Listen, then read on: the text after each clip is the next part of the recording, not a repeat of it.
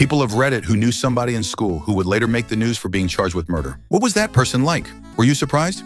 1. A guy I went to middle school with killed his father by shooting him over 20 times. Apparently, he was in the middle of a mental health breakdown and there was suspected drug use.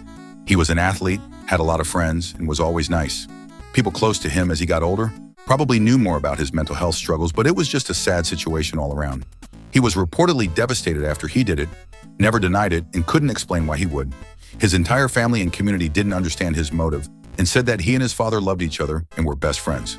Mental health is no joke. Such a sad story all around. 2. My daughter's first boyfriend was just last month. We were both shocked. If we were to rank every guy we knew who we thought would murder someone, he would have been quite low on that list. He was a sweet, non-violent kid. As a man, he murdered his partner in a domestic violence situation. 3. I knew this creep who was a few grades below me. He used to say stuff to me in the halls, but I had no idea who he was, but he knew my name. He ended up getting expelled from our middle school for making a list of girls he wanted to rape, but he was allowed to come back in high school. I had a class with him. He got escorted out by the cops for bringing a BB gun to school. He wasn't allowed back after that. Later, he was arrested for raping and killing a developmentally disabled woman who was pregnant at the time. 4. My friend Mike, who I was in high school with, spent 18 years in prison for murdering the uncle who sexually abused him and his brother.